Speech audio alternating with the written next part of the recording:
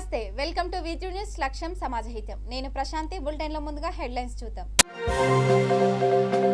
ముక్తాదేవి ఆలయంలో అన్నదాన కార్యక్రమం, భారీ సంఖ్యలో తరలి వచ్చిన భక్తులు.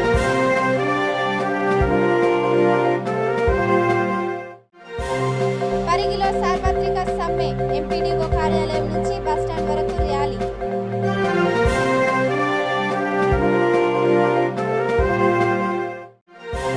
నిర్మల్లో ఘనంగా శోభయాత్ర, భారీ సంఖ్యలో పాల్గొన్న ఆర్ఎస్ఎస్ కార్యకర్తలు.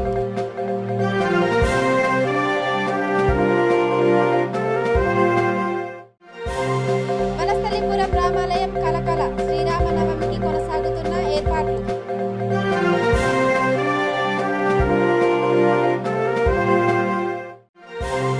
ఆర్టీసీ క్రాస్ రోడ్లో ట్రాఫిక్ జామ్, ఇక్కట్ల పాలైన వాహనదారులు.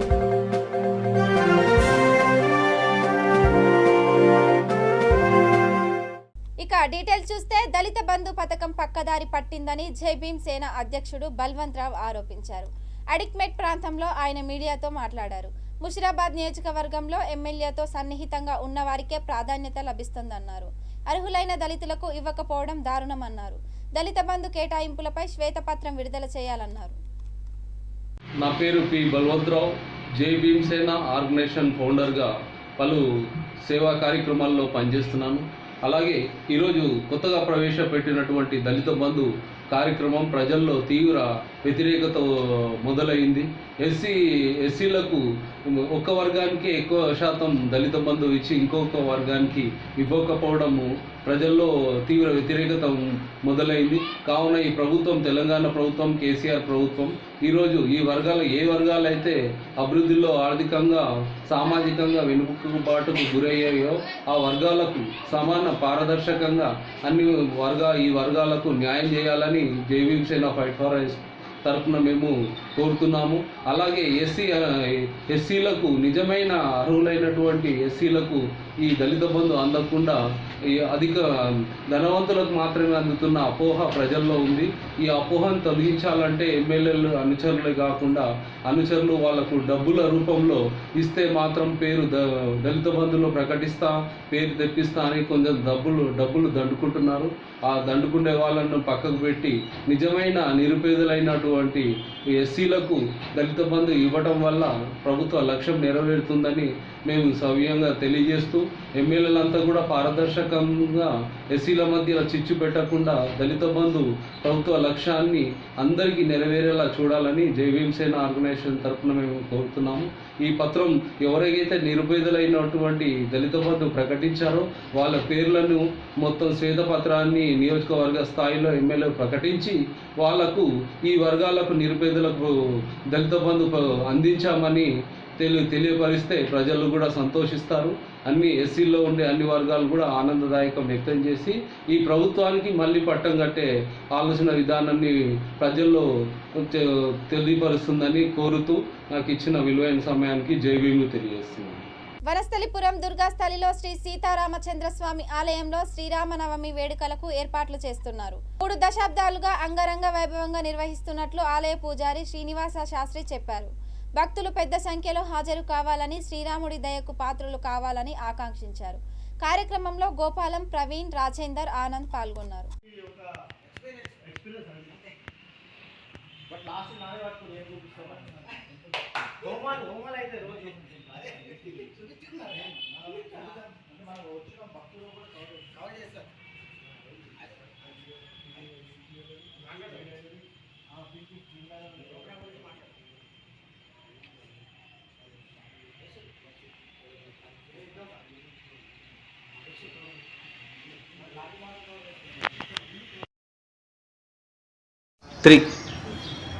భక్తమాష విజ్ఞప్తి. శ్రీ సీతారామచంద్రస్వామి వారి దేవస్థానం దుర్గాస్థలి, ఎన్జిఓస్ కాలనీ, మర్రిచెట్టు రామాలయం. ఈ ఆలయంలో గత 32 సంవత్సరాలుగా శ్రీ సీతారామచంద్రస్వామి వారి వసంత నవరాత్రి ఉత్సవ కార్యక్రమాలు అత్యంత వైభవపేతంగా జరుగుతాయి. ఈ సంవత్సరం 32వ సంవత్సరము. ఏప్రిల్ 2వ తారీఖు నుంచి 11వ తారీఖు వరకు ఉదయం స్వామివారికి విశేష అర్చన, అభిషేక కార్యక్రమాలు ఉంటాయి. 10వ తారీఖు నాడు, ఏప్రిల్ 10వ తారీఖు నాడు ఉదయం 10 గంటలకి శ్రీ సీతారాముల కళ్యాణం అత్యంత వైభవపేతంగా జరుగుతుంది. తదుపరి 12 గంటలకి 5,000 మందికి భక్తులకి అన్నదాన కార్యక్రమం ఆలయ ప్రాంగణంలో జరుగుతుంది. అలాగే రాత్రి 7 గంటల నుంచి గ్రామోత్సవ కార్యక్రమాలు ఉంటాయి. 11వ తారీఖు నాడు స్వామివారి పట్టాభిషేక కార్యక్రమం ఉంటుంది. ఈ 2వ తారీఖు నుంచి 11వ తారీఖు వరకు జరిగే శ్రీ సీతారామచంద్ర స్వామి వార్ల వసంత నవరాత్ర ఉత్సవాల విశేష కార్యక్రమాల్లో భక్తులందరూ కూడా పాల్గొని మీ వంతు సహాయ సహకారాన్ని అందించి శ్రీ సీతారామచంద్ర స్వామి వారి ప్రముఖ పాత్ర కావాల్సిందిగా కోరుతున్నాము. ఈ కార్యక్రమంలో ఆలయ కమిటీ చైర్మన్లు, అలాగే సెక్రటరీ, అలాగే అనేక మంది భక్తులు ఎంతోమంది సహకరిస్తారు ప్రతి సంవత్సరము.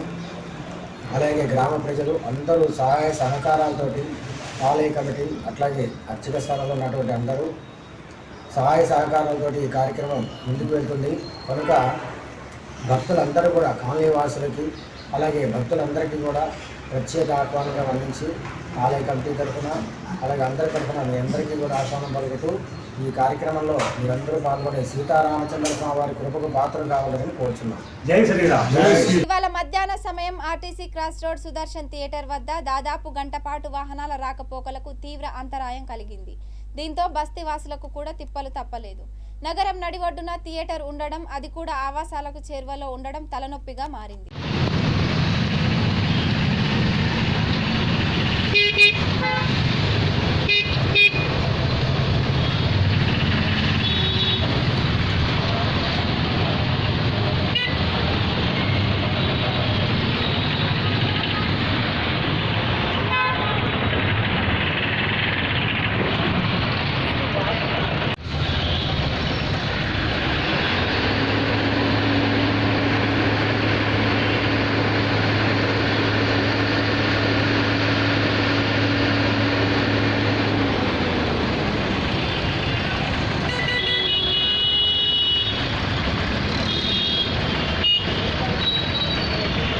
వికారాబాద్ జిల్లా పరిగిలో సార్వత్రిక సమ్మె జరిగింది. సిఐటియు వ్యవసాయ కార్మిక సంఘం ఆధ్వర్యంలో నిర్వహించారు.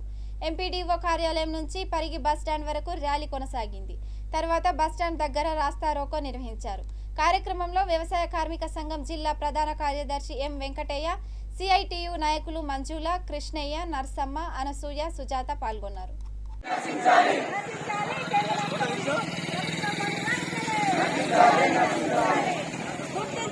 ప్రభుత్వ ఉద్యోగులుగా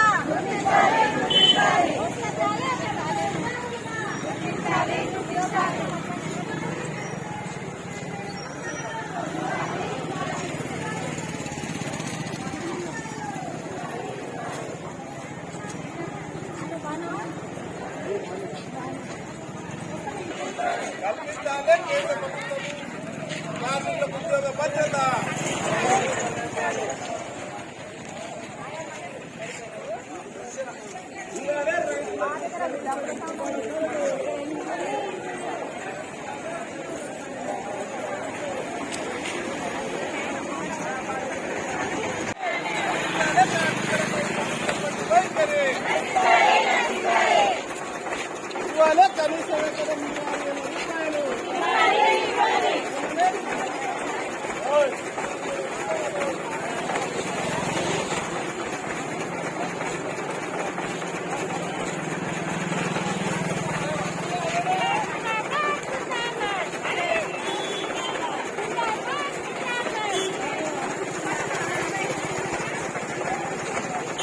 రాజన్న సిరిసిల్ల జిల్లా పోత్గల్ గ్రామంలో ప్రాథమిక వ్యవసాయ సహకార సంఘం చైర్మన్ తన్నీరు బాబురావు 11 మంది రైతులకు చెక్కులు అందజేశారు. గూడూరు గ్రామానికి చెందిన మెరుగు నర్సింలు అనే లబ్ధిదారుడికి రుణం కింద కారు అందజేశారు. కార్యక్రమంలో society chairman Thanneeru Baburao, vice chairman Merugu Rajesham Goud పాల్గొన్నారు.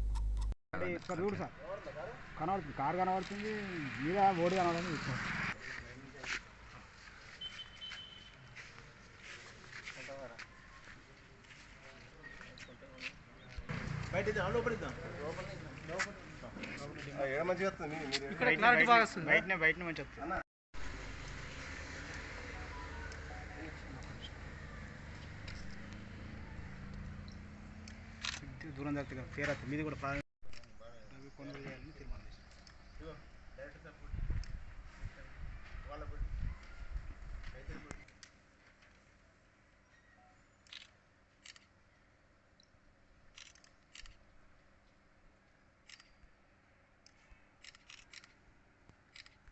నేను ఇట్లా రమ్మంటున్నా సార్ ఇది కవర్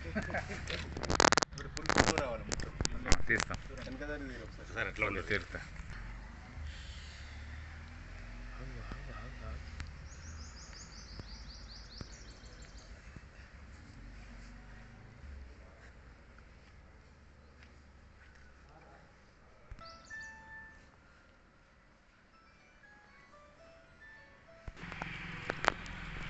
ఓకేనా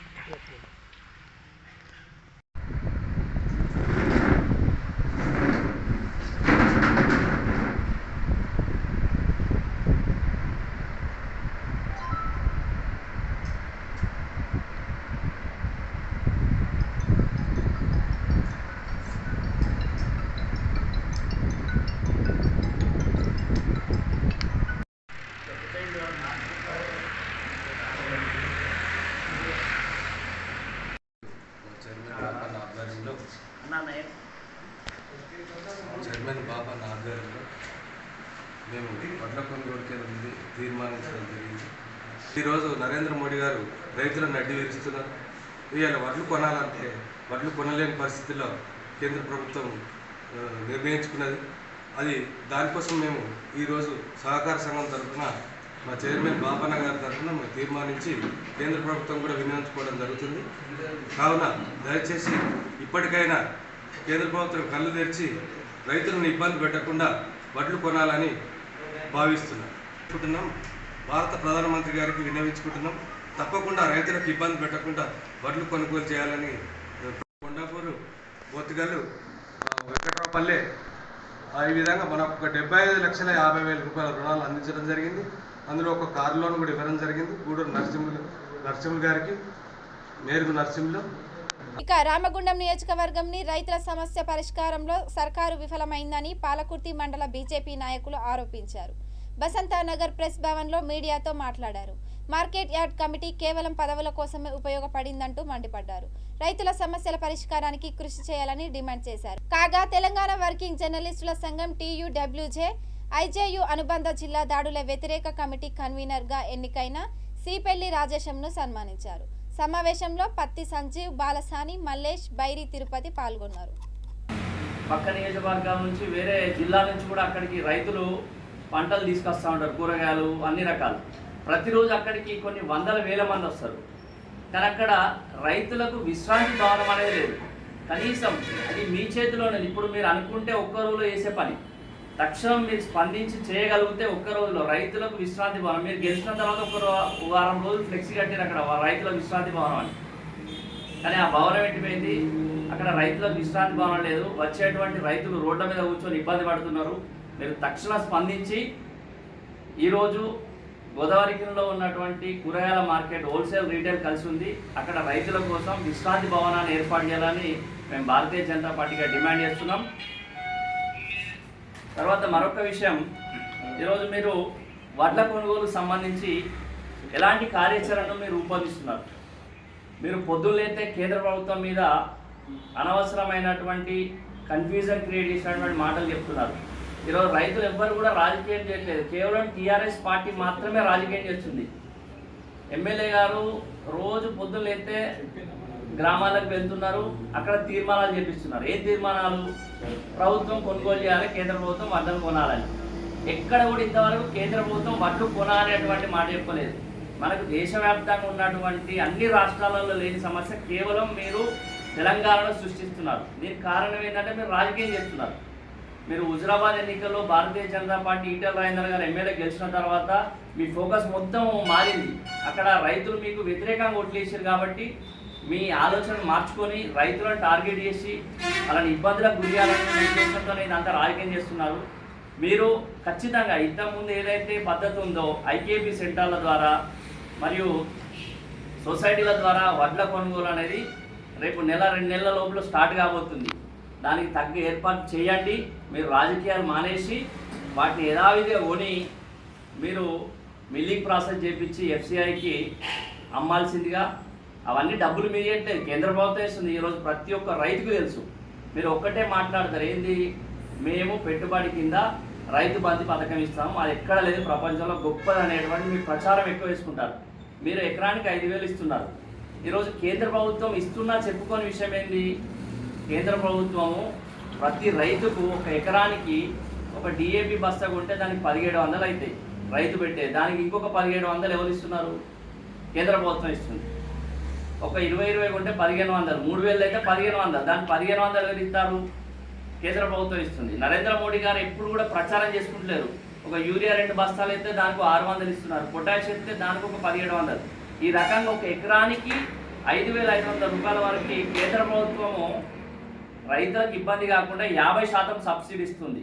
అంటే మీరు ఇచ్చిన దానికన్నా ఇంకొక 500 రూపాయలు ఎక్కువనే ఇస్తుంది. సార్వత్రిక సమ్మెకు టీఆర్ఎస్ పార్టీతో పాటు తెలంగాణ బొగ్గు గని కార్మిక సంఘం సంపూర్ణ మద్దతు ప్రకటించింది. ఈ విషయాన్ని రామగుండం ఎమ్మెల్యే కోరుకంటి చందర్ వెల్లడించారు. కేంద్ర ప్రభుత్వం సింగరేణి బొగ్గు బ్లాకుల ప్రైవేటీకరణకు కేంద్రం కుట్ర పన్నిందని ఆరోపించారు. పెట్రోల్, డీజిల్, గ్యాస్ ధరలను రోజురోజుకు పెంచుతూ పేద మధ్యతరగతి ప్రజలపై ఆర్థిక భారం మోపుతుందన్నారు. ప్రజలు బీజేపీ ప్రభుత్వానికి తగిన గుణపాఠం చెబుతారంటూ హెచ్చరించారు.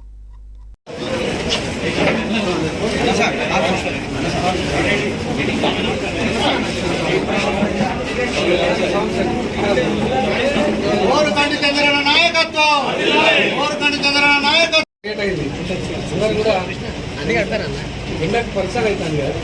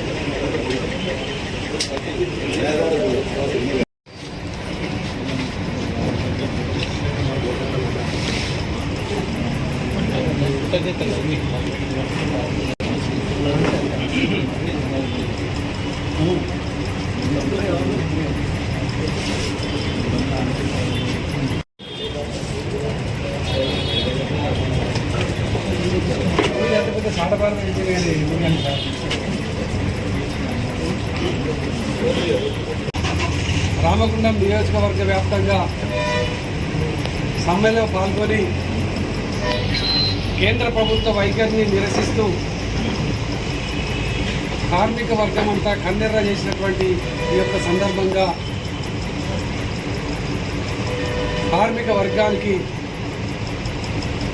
మేము టీఆర్ఎస్ పార్టీ పక్షాన సంపూర్ణ మద్దతు తెలిపినటువంటి సందర్భంగా గతంలో చికాగో నగరంలో జరిగినటువంటి సమ్మె సందర్భాలు, పోరాట సందర్భాలు, ఉద్యమ సందర్భాలు గుర్తుకు వస్తూ ఉన్నాయి. ఆనాడు 12 గంటల పని విధానం నుండి 8 గంటలు మాత్రమే మేము చేస్తాం. వెట్టి చాకిరీ వ్యవస్థను నిర్మూలన చేయాలని పోరాటం చేసిండ్రు కార్మిక వర్గం. కార్మిక వర్గాన్ని మరి ఒకసారి కేంద్ర ప్రభుత్వం, బీజేపీ ప్రభుత్వం రెచ్చగొట్టేటువంటి ధోరణిలో కార్మికుల కడుపు కొట్టేటువంటి ఉద్దేశంగా మళ్ళీ ఒకసారి భారతదేశం అంతా కార్మిక వర్గం అంతా కూడా కన్నెర్ర చేసింది.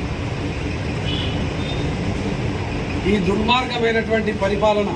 ఇక నిర్మల్ జిల్లా కేంద్రంలో ప్రధాన వీధుల్లో రాష్ట్రీయ స్వయం సేవక్ సంఘం ఆధ్వర్యంలో శోభాయాత్ర నిర్వహించారు. ఈ యాత్రలో ఆర్ఎస్ఎస్ కార్యకర్తలు పెద్ద సంఖ్యలో పాల్గొన్నారు.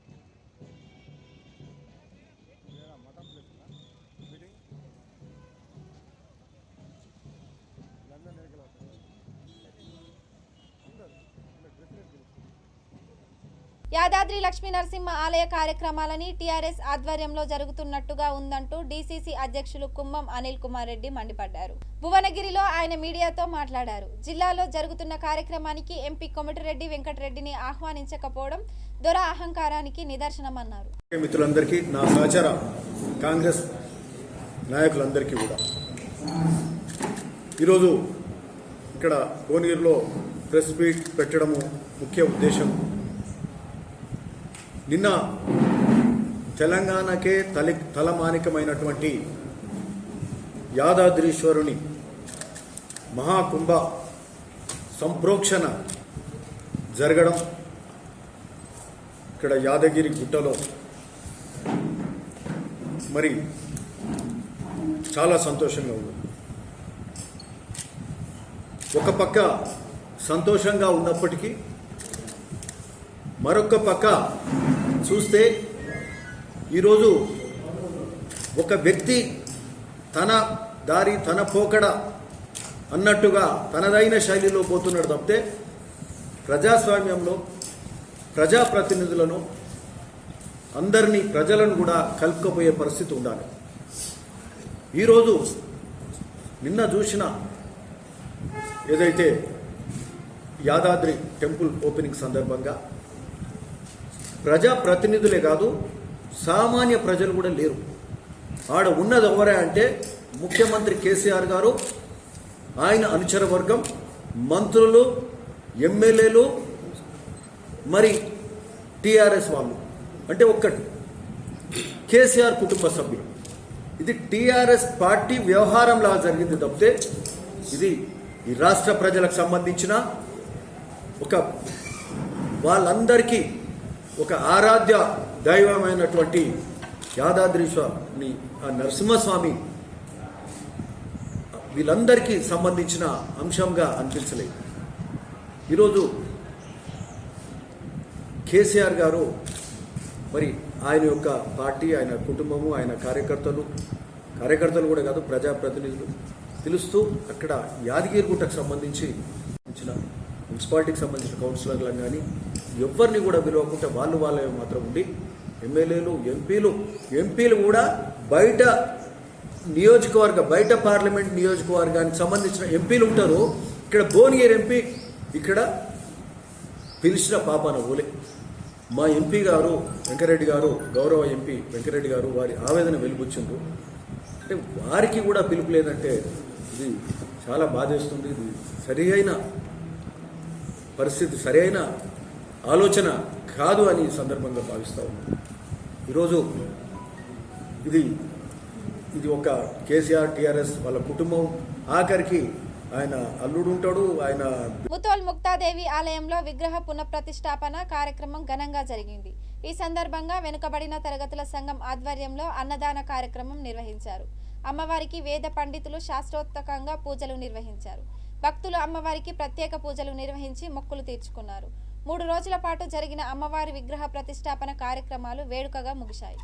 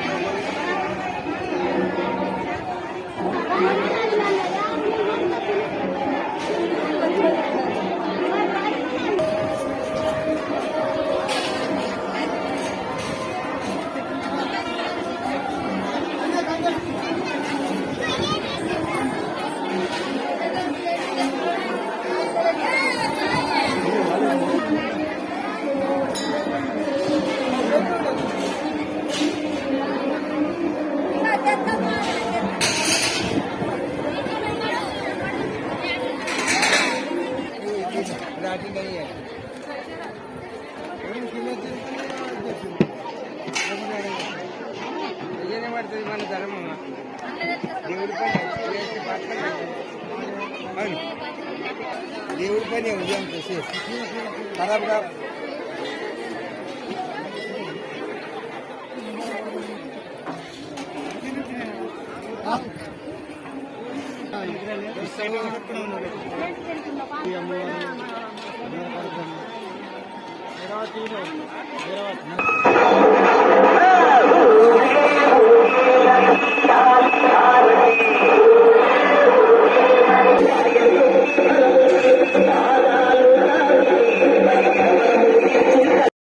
పెడతానంటే ఇప్పుడు కట్టేటప్పుడు ఒకటి తీసుకోండి అన్నట్లు. ఇటు ప్రణయ్ ఇటు చూడండి ఒక్కసారి మహారాజ్ थोड़ा तुम पीछे नो थोड़ा वकील साहब मुंदर की रानी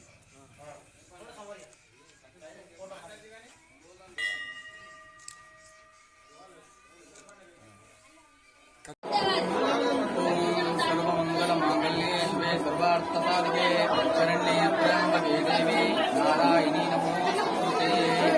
సమస్త భూమి గ్రామ ప్రజలకు అమ్మవారి గ్రామదేవతైనటువంటి దుర్గాదేవి అమ్మవారి పునఃప్రతిష్ఠ కార్యక్రమం ఈ మార్చిలో 27, 28 తేదీలో జరగడం జరిగింది. అమ్మవారి పునఃప్రతిష్ఠ కార్యక్రమం ఈరోజు అన్నదాన కార్యక్రమం జరగబడుతుంది.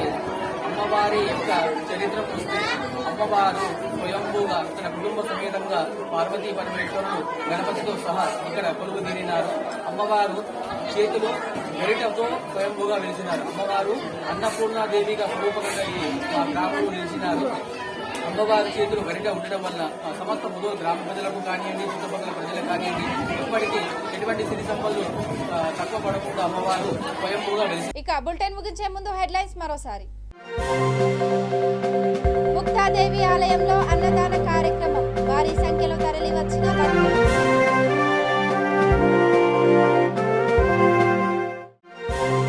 పరిగిలో సార్వత్రిక సమ్మె, ఎంపీడీఓ కార్యాలయం నుంచి బస్టాండ్ వరకు ర్యాలీ.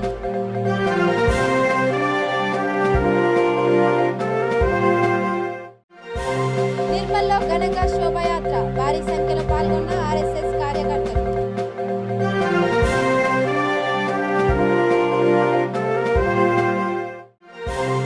వనస్థలిపురం రామాలయం కలకల, శ్రీరామనవమికి కొనసాగుతున్న ఏర్పాట్లు.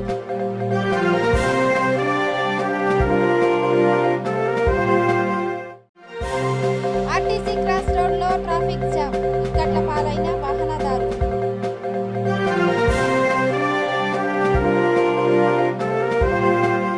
ఇక ఇవి bulletin updates. Keep watching వీటీ news. లక్ష్యం సమాజహితం.